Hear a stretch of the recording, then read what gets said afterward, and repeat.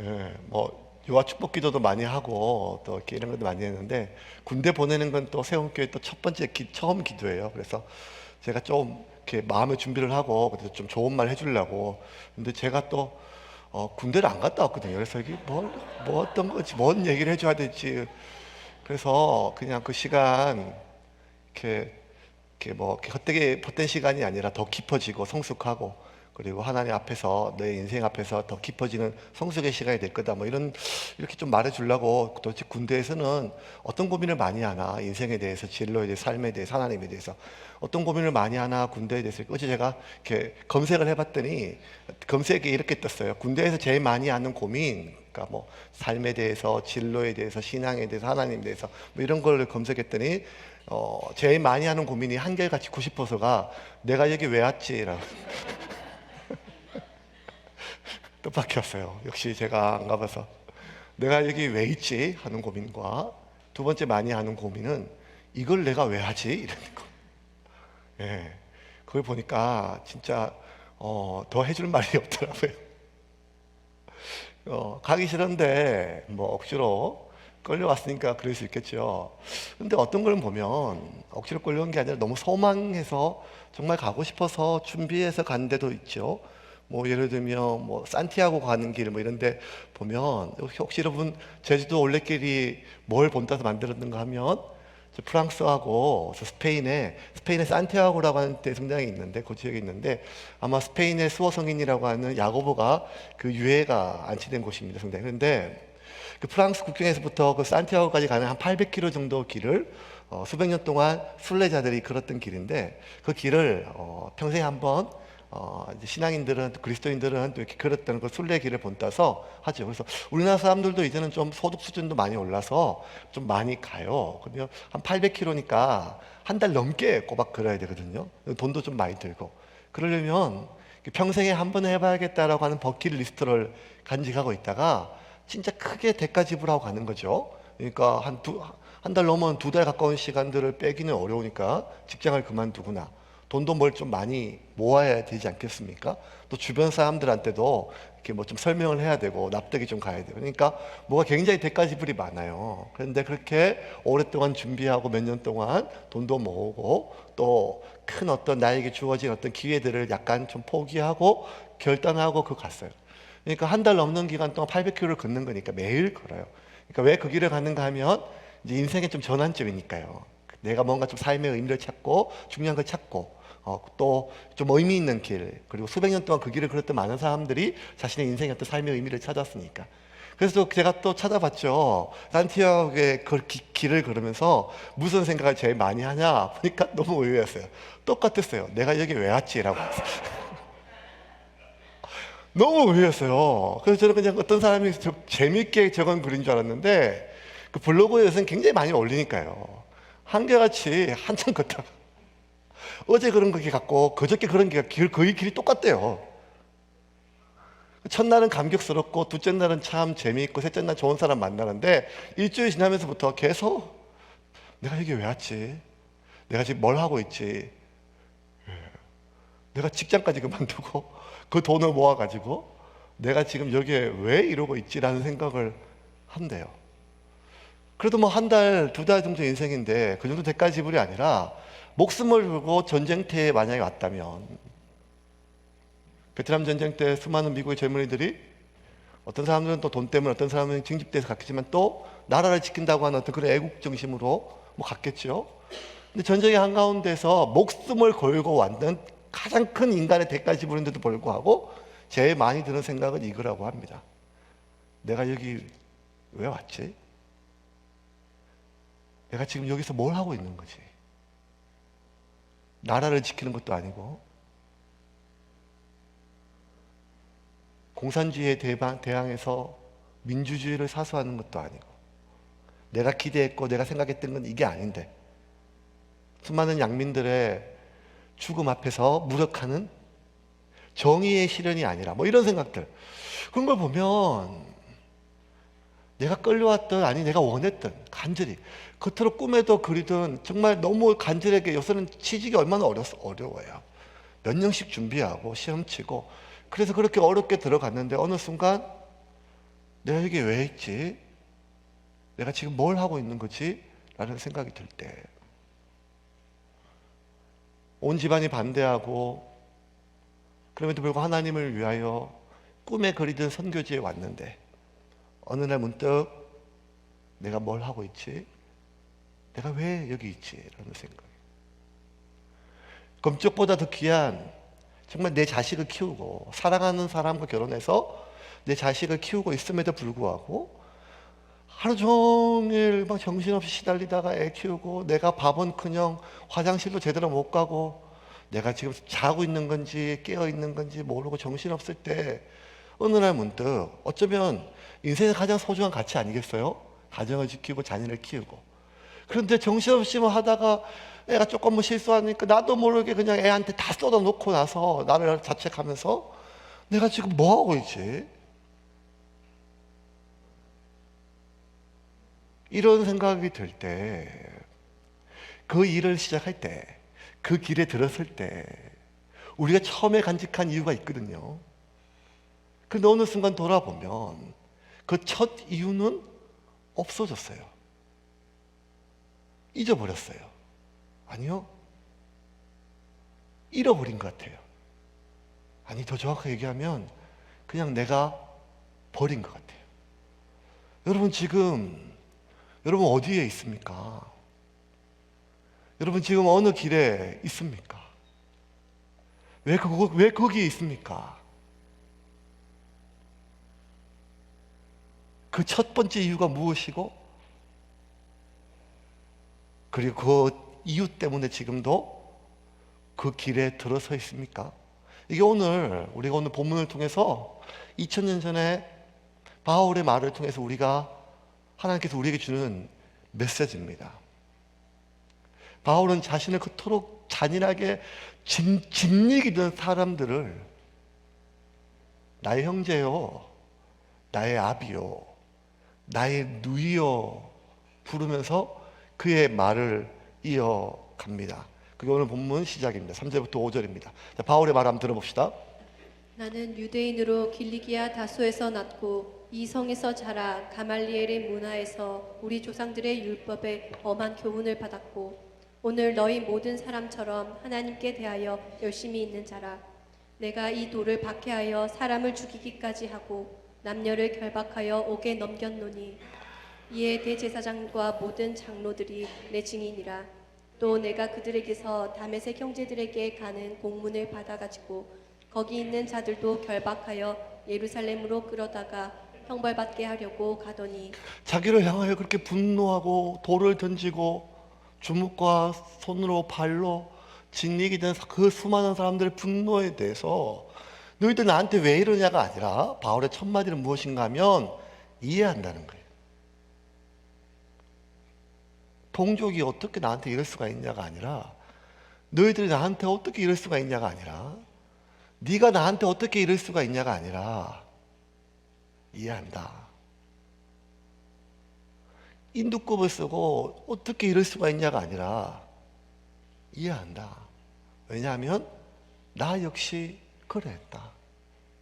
나 역시 30여 년 전에, 난 태어나기를 길리기아 다소에 태어났지만 이 예루살렘에 자라면서 가말리엘에게 이 선생님한테 배우고 율법을 배우고 바리새인 중에 바리새인으로 자라 하나님을 거역하고 하나님의 거룩한 이름을 폄훼하는, 하나님의 거룩한 성전에 대해서 폄훼하는 저 악한 무리들, 저 예수 믿는 사람들, 그 도를 따르는 이들을 죽이고 잔인하게 붙잡고 감옥에 가두고 그 일에 누구보다 앞장섰고, 그리고 제사장의 공문을 받고 공회의 공문을 받아 다메섹까지 가서 그 일을 하던 사람이 나다. 나 역시 지금 너희들이 가는 그 길에 똑같이 서 있다는 거예요. 그러면 누구보다 지금 그 길에 지금 자기를 향하여 죽이고 돌을 던지고 짓이기던 사람들과 똑같은 방향을 보고 똑같은 길에 서 있던 바울이 왜 지금은 반대의 길에 서 있을까요? 그 이유에 대해서 그 모든 길의 시작은 다메섹에서부터 시작됐다고 바울은 이야기를 합니다. 6절부터 8절입니다. 가는 중 다메섹에 가까이 갔을 때에 오정쯤 되어 호련히 하늘로부터 큰 빛이 나를 둘러 비치매 내가 땅에 엎드러져 들으니 소리 있어 이르되 사울아 사울아 내가 왜 나를 박해하느냐 하시거늘 내가 대답하되 주님 누구시니까 하니 이르시되 나는 내가 박해하는 나사렛 예수라 하시더라. 바울의 이야기는 뭐 우리가 벌써 수없이 많은 설교를 통해서 이미 봤던 말씀이에요. 동일해요. 나 그 다메섹 가는 길에서 어떤 음성을 들었고 물었더니 네가 박해하는 예수라 하시고 그 예수님이 나한테 어디로 이제 가야 될지 어떻게 해야 될지 말씀하셨다는 것입니다. 그게 9절과 10절입니다. 같이 읽겠습니다. 나와 함께 있는 사람들이 빛은 보면서도 나에게 말씀하시는 이의 소리는 듣지 못하더라. 내가 이르되 주님 무엇을 하리이까? 주께서 이르시되 일어나 다메섹으로 들어가라. 내가 해야 할 모든 것을 거기서 누가 이르리라 하시거늘. 바울의 이야기는 이거예요. 나 너희와 똑같았다. 네가 서 있는 그 길에 서 있었다. 누구보다 그 길에 확신이 있었다. 그런데 내가 너희들의 길과 반대 길에 지금 서 있는 이유는 그 첫 번째 이유는 그 시작이 어딘가 하면 다메섹인데 그 다메섹에서 나는 예수를 만났다. 근데 그 예수가 하나님의 아들임을 알았다.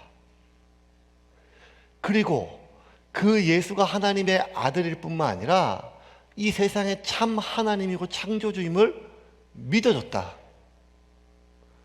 그리고 이제는 그 예수가 나보고 가라고 하는 길에 서 있게 되었다는 거예요. 이 바울의 아주 단순하고 명료한 진술은 어쩌면 바울이 30년 동안 걸어왔던 수많은 그 선교의 여정에 비해서 너무 단순한 것이었어요. 그리고 마지막 11절 이렇게 이야기합니다. 11절입니다. 같이 읽겠습니다. 나는 그 빛의 광채로 말미암아 볼 수 없게 되었으므로 나와 함께 있는 사람들의 손에 끌려 다메섹에 들어갔노라. 그 밝은 빛을 보자 나는 못 봤다. 볼 수가 없었다.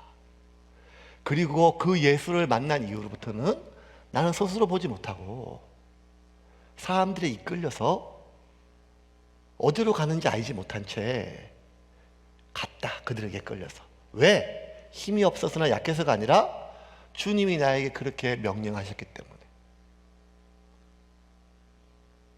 나는 지금까지 내가 갔던 길이 옳은 길인 줄 알았다.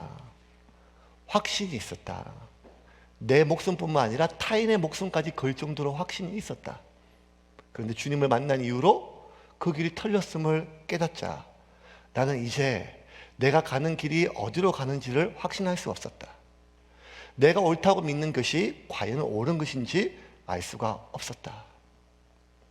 그래서 이제는 나는 예수님을 만난 이후로는 내가 어디를 가는지, 그전까지는 나는 어디로 가야 될지, 뭘 해야 될지 대제사장과 만나도 설득할 수 있을 정도로 나는 이 길을 가야 됩니다. 그게 하나님의 뜻이고 그것이 맞습니다. 나에게 허락해 주십시오라고 하나님의 권위를 대신하는 대제사장까지 설득할 수 있을 정도로 나는 지금 어느 길에 서 있고 나는 어디를 가야 되고 그 길의 끝에 뭐가 있는지를 누구보다 확신했지만 주님을 만나고 보니까 나는 이제 그 무엇도 확신할 수 없고 이제 나는 그 다음에 어디로 가는지 모르겠다. 거기에 뭐가 있는지도 모르겠다. 하지만 내가 가는 이 길이 주님께서 명하시는 길이기 때문에 이 길이 이끄는 대로 나는 갈 수밖에 없다. 저는 이게 너무 가슴이 아팠어요. 왜냐하면 바울이 지금 예루살렘까지 오는 그 모든 여정에 바울의 그 깊은 고뇌를 우리가 같이 나누지를 않았습니까? 저는 뭐 이해가 다 돼요. 바울이 왜 이 길에 서 있는지 지금. 근데 설교를 준비하면서 제가 정말 더 깊이 있게 고민했던 건 뭔가 하면, 저한테 다가왔던 건 뭔가 하면, 이 길에 들어선 이유에 대해서는 확신하게 알겠는데, 그 강력한 경험이 있었는데, 근데 30년이 지나도 그 첫 번째 이유 때문에 지금까지 말도 못하는 그 수많은 일들이 있었지 않았습니까? 30년 동안. 어쩌면 제가 짧은 시간이지만 교회를 개척하고 5년이 지났을 때 처음에 개척을 할 때의 생각과 지금의 생각이 좀 많이 달라졌거든요.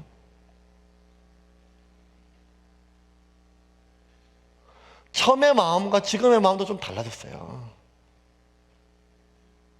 근데 바울은 30년 동안 한결같이 이 길에 서 있는데 그 이유가 처음에 가졌던 그 이유 때문이라고, 첫 이유 때문이라고, 이게 어떻게 가능하지 하는 생각이 좀 들었습니다. 왜냐하면 우리는요, 첫 이유를 잊어버려요.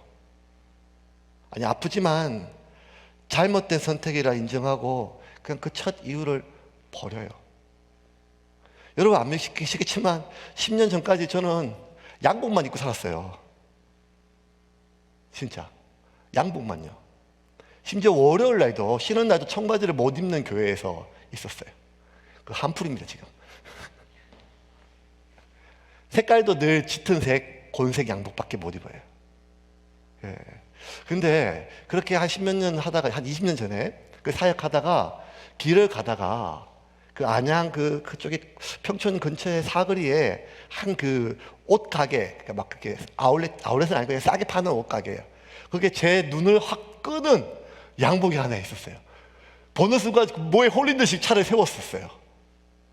그 양복 색깔이 뭐였는가 하면 그게 회색 펄이 좀 있는 이렇게 밝은색 회색이었어요.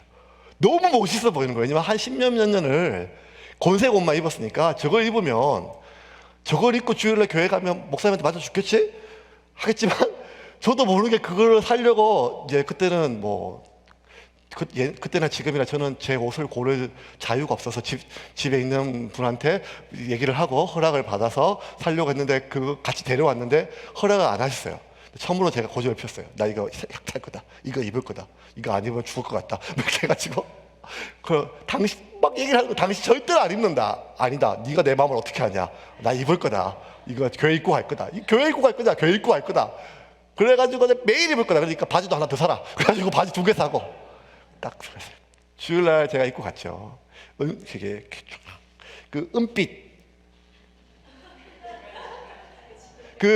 제가 생각했던 건 뭔가 하면, 제가 또 기럭지가 좀 되니까, 그때 또 지금보다 살도 많이 빠졌으니까, 예, 그래서 이게 안양에서 소화할 수 없는 그런 몸매인 줄 알았어요. 그래서 그걸 입고 딱 왔을 때 막 한 마리의 은빛 늑대처럼 막 이렇게 교회를 갔는데, 제가 만나는 모든 사람들이 한마디로 다 이렇게 얘기했어요.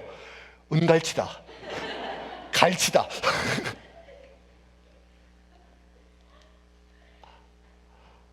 저 낚시도 갈치는 안 잡거든요. 근데 참 역시 집에 있는 여선지자의 말을 들어야 돼요. 그날 이후로 안 입었습니다.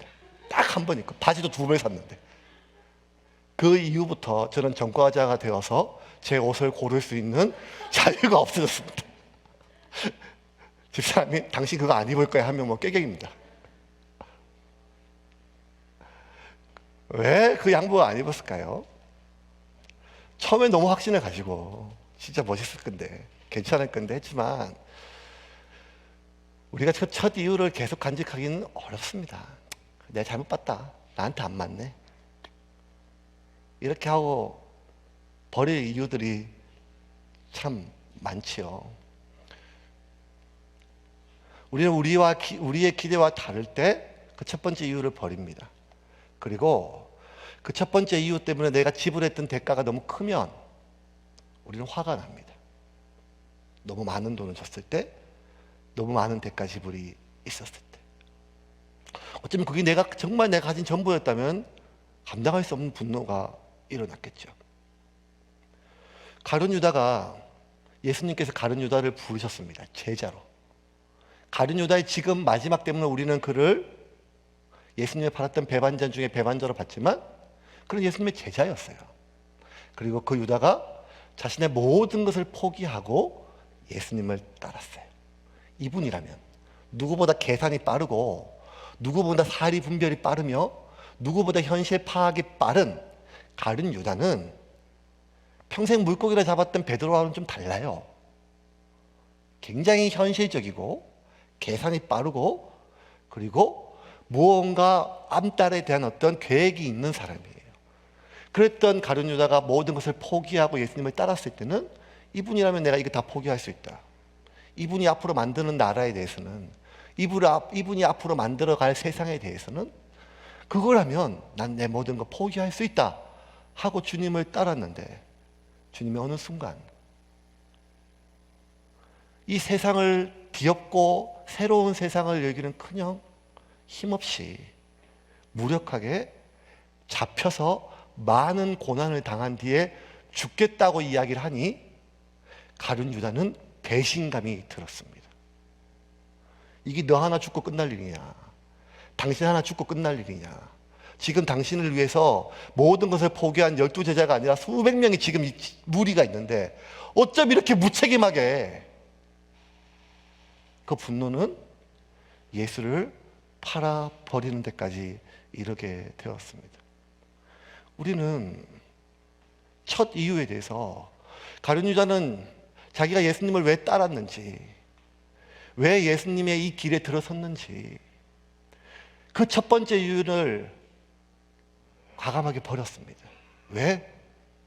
이 사람은 내가 기대했던 사람이 아니었기 때문입니다. 우리는 종종 이렇게 내가 들어섰던 그 길의 첫 번째 이유를 버립니다. 내가 내 삶을 걸었던 사람에 대한 첫 번째 이유를 버립니다. 이 사람은 내가 기대했던 그 사람이 아니라는 것입니다.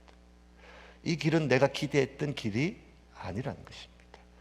이 조직은, 이 관계는, 어쩌면 이 교회는 내가 기대했던 교회가 아니라는 것입니다. 그러할 때 우리는 과감하게 그 첫 번째 이유를 버립니다. 첫 번째 이유를 버렸다고 그 모든 걸 떠나진 않습니다. 왜냐하면 우리는 인간은 어떻게든 살아남아야 되기 때문에 첫 번째 이유를 버리면 두 번째, 세 번째 이유를 찾습니다. 좋아해서 결혼했어요. 사랑해서 결혼했어요. 알고 보니까 좋아할 수 없어요.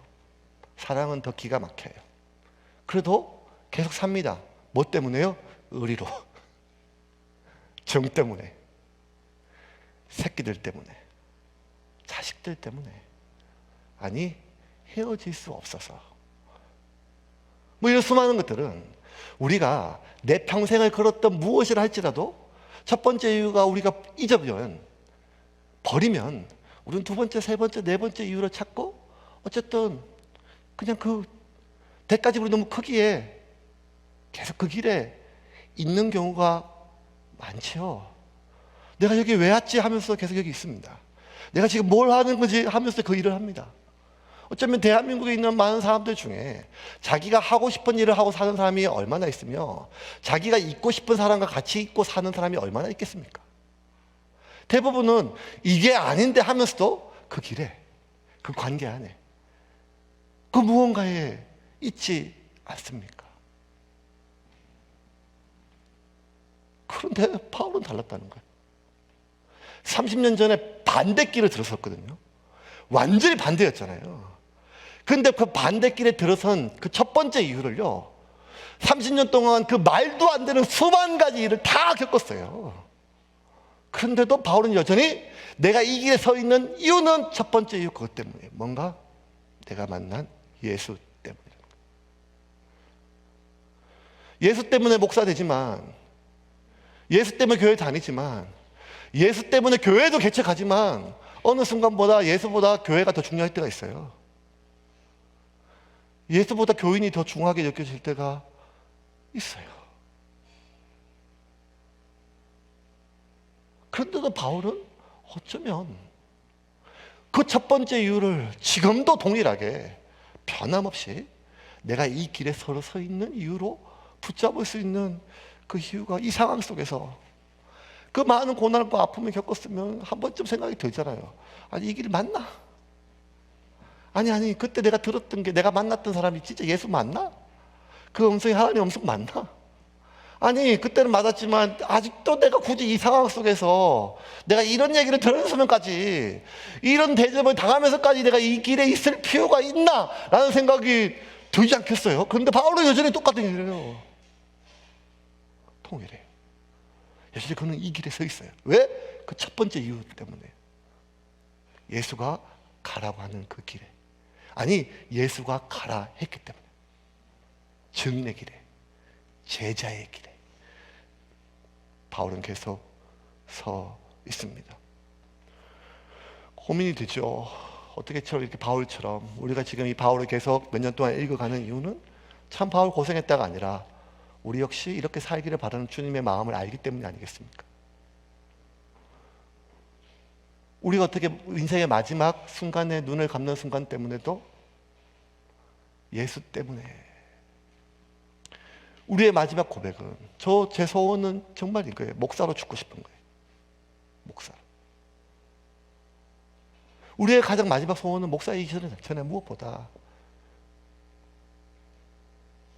그 무엇보다 이전보다 더욱 주를 사랑합니다라는 고백이 우리의 마지막 소원이지 않습니까? 그 첫 번째 이유, 그 첫 번째 이유. 많은 이유가 중간에 생기겠지만, 많은 이유거리가 생기겠지만, 그럼에도 불구하고 내가 이 길이요 진리요 생명인 이 길에 들어섰다면 다른 모든 것은 부수적인 것이고 가장 중요한 첫 번째 이유가 그 첫 이유가 되지 않겠습니까? 근데 우리는 자꾸 그 이유를 버려요. 첫 번째 이유를. 언제?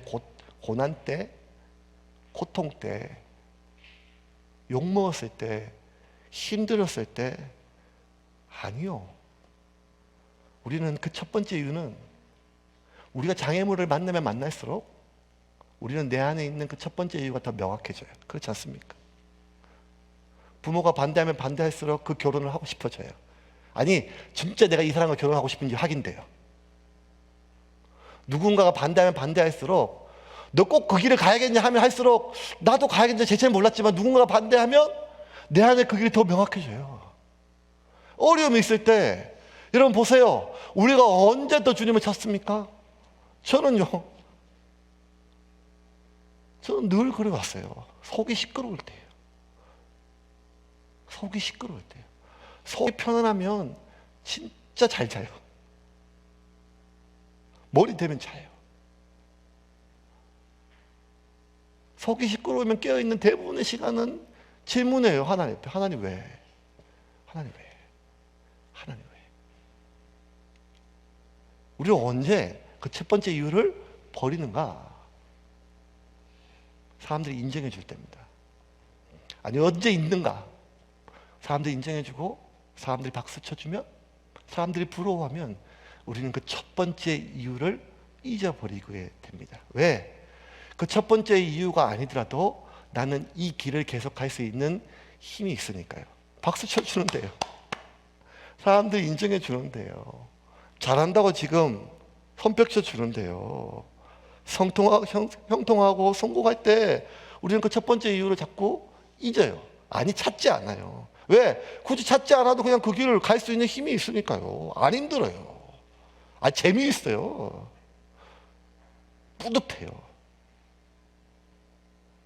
그래서 노래가 좋아서, 연극 자체가 좋아서 그렇게 무대에 섰던 사람들이, 나면서부터 노래쟁이고 나면서부터 연극쟁인 사람들이 어느 순간 사람들의 박수와 환호에 중독되기 시작하면 그 첫 번째 이유가 아니더라도 그 무대에 계속 있고 싶어지고, 어느 순간은 그 노래가 그리워지는 게 아니라, 그 연극이 그리워지는 게 아니라 사람들의 박수가 그리워져요. 설교도 마찬가지입니다. 하나님의 뜻을 전하고 영혼이 살아나는 것, 그렇게 시작했지만 어느 순간 은혜 받았습니다. 목사의 설교 때문에 이 교회 왔습니다. 뭐 이런 말들에 중독되기 시작하면 그 첫 번째 이유를 잊어버려요. 아니, 찾지 않아요. 설교를 준비할 때 무엇이 하나님이 이 본문을 통해서 나에게 하시는 말씀이 아니라 이게 교인들이 어떻게 받아들일까가 먼저 떠오른다면 그 첫 번째 이유를 잊지요. 근데 그렇게 설교를 해도, 준비를 해도 사람들이 좋아하고 반응이 있고 눈물을 흘리고 뭔가 감동이 보이면 첫 번째 이유를 묻지 않아요. 그냥 그대로 하지요.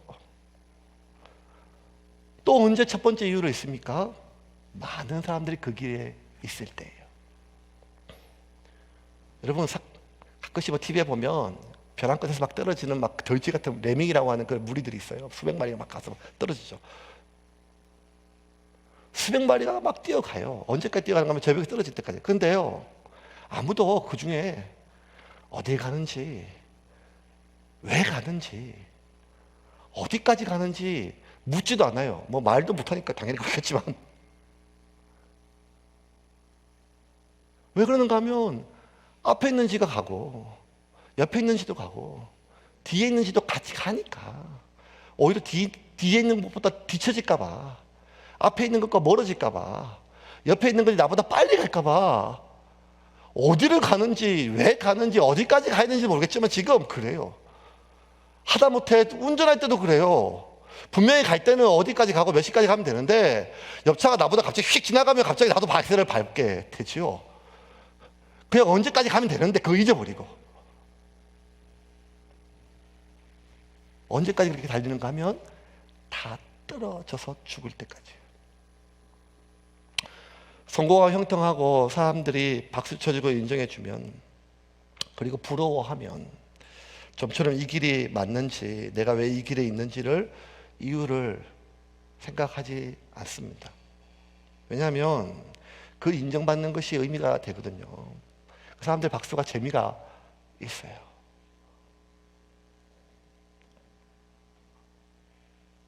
또 인정 중독에 있는 사람들은 그것만큼 달콤한 게 없어요. 절대 이유를 대묻지 않습니다. 그런데 바울은 달랐어요. 30년 동안 바울이 고난을 많이 당했지만 또 하나 부정할 수 없는 것은 열매가 기가 막히게 많았거든요. 바나바가 세웠던 교회가 어떤 교회인지 우리는 알지 못해요. 베드로가 세웠던 교회가 어떤 교회인지 예루살렘 교회조차도 우리는 알지도 못해요. 근데 우리는 바울의 이름 뒤에 세워진 수많은 교회가 어디까지인지를 다 알아요. 바울은 사역자로서, 선교자이고 목회자로서 많은 열매가 있었어요. 부흥이 있었어요. 교회가 한두 개가 아니에요. 얼마나 열매가 많았었어요.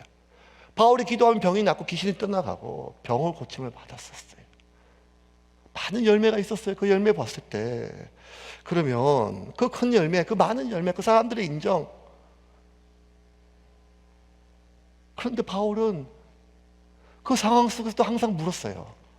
주님, 제가 지금 어디에 있습니까?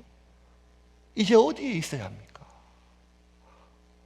사람들이 박수 쳐주는데도요, 사람들이 막 인정해 주는데도요, 사람들이 부러워하는데도요, 모든 사람들이 우리 교회를 따라 하려고 하는데도요, 많은 사람들이 내가 가는 이 길이 자기의 목표가 되고 있는데도요, 바울은 그게 중요한 게 아니고 첫 번째 이유, 주님한테 찾았어요. 주님, 내가 지금 어디에 있습니까? 그리고 어디에 있어야 합니까? 바울은 빌립보 감옥에서 너무 많이 맞아가지고 눕지도 못하고 온몸이 터졌을 때나, 에베소에서 수많은 사람들이 그 설교의 은혜를 받고 또 다른 목회자가 되어 교회를 개척할 때나, 늘 동일하게 바울은 사람들의 인정과 박수와 성공과 주변의 사람들이 어떻게 가느냐가 아니라 요새 사람들이 요새 사람들은 어떤 집을 사고, 요새 사람들은 어떻게 투자를 하고, 요새 사람들은 어떻게 자녀를 공부시키는가가 아니라 첫 번째 이유, 내가 이 길에 들어선 건 그 길이 진리이기 때문에, 길이었기 때문에, 진리였기 때문에, 생명이었기 때문에 이 길에 들어섰으면 다른 모든 건 부수적인 거니까 그 길이요 진리요 생명한테 다음의 길을 묻는 거였었어요. 그 이유를 성공에 찾지 않고, 그 이유를 성취에 찾지 않고, 그 이유를 자신이 해결하지 못했던 미해결 욕구에 찾지 않고 재미와 의미에서 대신 찾지 않았어요. 이게 얼마나 어려운지 아세요, 여러분? 진짜 어려워요. 형통과 성공의 길에 있을 때 하나님께 묻는 것이 참 어려워요. 모든 게 잘 되고 있고 계획대로 되고 있고 기대대로 되고 있으니까 그게 하나님의 뜻이라고 생각하지요. 굳이 하나님께 이 길을 물을 필요는 없어요. 그런데 바울은 오직 늘 주님 앞에 자신의 길을 물었어요. 왜? 다른 모든 이유는 잠시 잠깐 내가 갈 수 있는 에너지는 되지만 이 길을 끝까지 갈 수 있는 에너지는 아니기 때문에. 재미 때문에 지속할 수 있어요. 의미 때문에 지속할 수 있어요. 예수님이 나의 친구가 될 때, 예수님이 나에게 위로자가 될 때, 예수님이 나의 멘토가 될 때 그 예수님 따라 나설 수가 있어요. 예수님을 따라 나섰던 많은 사람들은, 제자들은 예수님께 각각, 예수님은 똑같은 하나의 목적으로 불렀어요. 제자의 길로. 그런데 제자들은 다 생각이 다 달랐어요. 이분 참 아버지 같다. 이분 내 멘토가 되면 좋겠다. 이분 나한테 위로자. 예수님 그들에게 위로자 되셨고, 예수님 그들에게 선생 되셨고, 예수님 그들에게 아버지 되셨었어요. 그런데 그 아버지 같은 따뜻함에, 그 위로에 그들이 예수님을 따를 수는 있었지만 예수님을 끝까지 따르지는 못했어요. 베드로도 배신하고 유다도 배신하고 두 사람만 배신한 것이 아니라 모든 사람이 각기 제 길로 갔어요. 베드로가 언제 그 길을 끝까지 갈 수 있었는가 하면 아버지 되고 위로자 되고 멘토가 아니라, 친구가 아니라 부활하신 살아계신 하나님의 아들을 만났을 때, 창조주 부활의 능력, 죽음을 깨뜨리신 부활의 능력, 그 주님을 만났을 때 베드로는 그 예수의 길을 끝까지 갈 수가 있었습니다. 그 옛날 G.O.D라고 하는 그룹에서 길이라고 하는 음악이 하나 있었어요. 제가 안 들어봤던 음악인데 이번 주에 뭐 이렇게 좀 설교 검색하면서 사람들은 어떤 길을 걷고 있나 이렇게 찾아보니까 의외로 이 길이 떠올랐어요. 사람들이 이런 생각을 하고 사는구나. 우리만 하고 사는 것이 아니라 보니까 뭐 소양 가스펠 가수 또 이런 노래를 부르고, 또 몽골에 있는 선교사 자녀도 뭐 수많은 가수들이, 거기 있는 멤버들 다 다양한 이유가 있는데 그 세상 사람들은 이런 노래를 부르고 있는데 그 노래 속에서도 고민은 뭔가 하면 내가 가는 이 길이 맞는지에 대한 고민이에요. 예. 마지막 가사가 저한테 메시지로 다가왔어요. 왜냐하면 오늘 본문의 마지막 구절에 내가 가는 이 길이 어디로 가는지 난 알 수 없지만, 이 길이 나를 어디로 데려가는지 알 수 없지만 오늘도 나는 이 길에 들어서 있네. 어쩌면 2020년 10월 이 대한민국을 살아가고 있는 수많은 사람들의 마음속에 내가 지금 어떤 길에 들어서 있는데 이 길이 어디로 가는지는 잘 모르겠는데, 이 길에 나를 어디로 데려가는지도 잘 모르겠는데 나는 이 길에 서 있어요. 왜? 다른 길이 안 보이기 때문에. 바울도 비슷했어요. 누군가 자기를 데려갔어요. 어디로 끌려가는지도 몰라요. 왜 끌려가는지도 몰라요. 어디까지 가는지도 모르지만 그 길에 서 있어요. 자기가 선택한 길이 아니에요. 근데 바울은 아직 한 가지 알았어요. 그 길을 인도하시는 분은 주님이라는 거예요.